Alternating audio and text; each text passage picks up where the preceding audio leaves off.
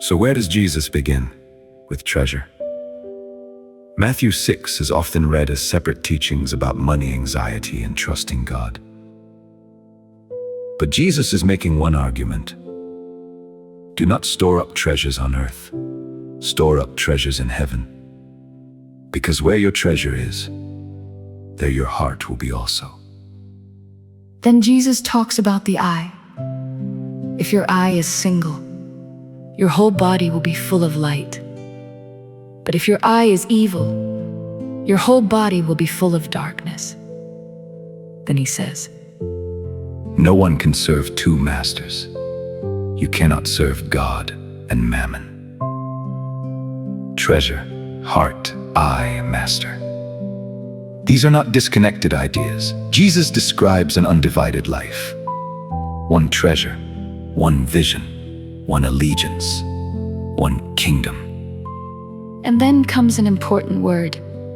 Therefore, do not worry about your life, what you will eat, drink, or wear. Jesus has just said, You cannot serve God and Mammon. Therefore, do not organize your life around securing these things. Look at the birds.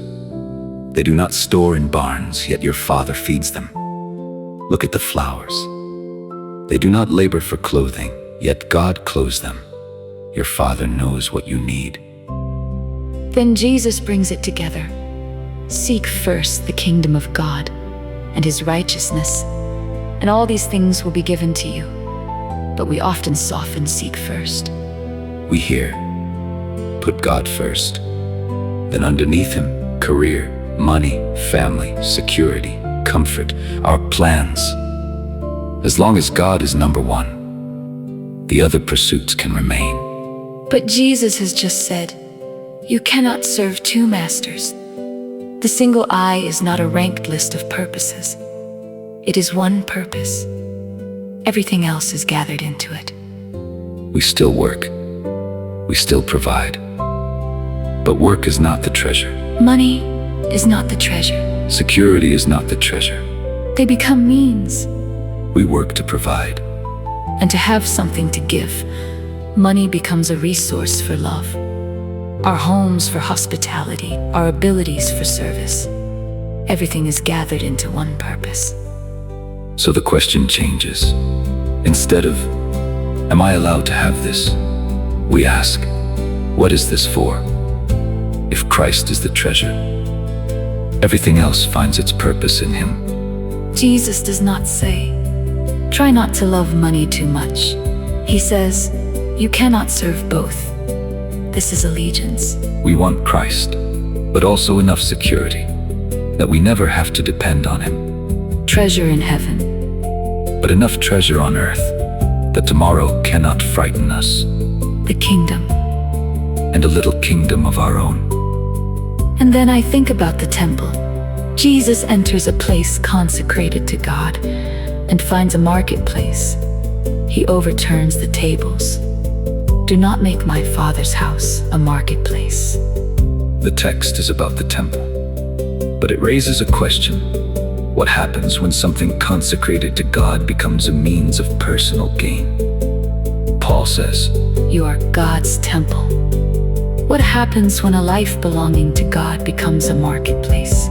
When our gifts, ministry, knowledge, even our relationship with God are traded for money, status, approval, or validation. We take affections that belong to God and spend them somewhere else. Jesus does not want a corner of the temple. He wants the whole house. And this is where the thorns matter. Jesus says the cares of this world, the deceitfulness of riches, and desires for other things choke the word until it becomes unfruitful. Thorns do not remain beside a plant. Their roots spread. You can cut what appears above ground, but if the root remains, it grows again. Maybe that is what happens when we focus only on behavior. We keep trimming what we see while leaving the competing love underneath. Jesus goes to the root. What is your treasure? What has your eye? Who is your master? And And this is not condemnation. It is an invitation to freedom. Jesus is not merely telling us to stop wanting things. He offers something better. The man who found the treasure sold everything with joy. So Matthew 6 leaves us with a question. If Jesus means One treasure, one eye, one master. why is letting go so hard? Why does the heart keep reaching for something else? To answer that, We have to go deeper. into fear Slavery, and death.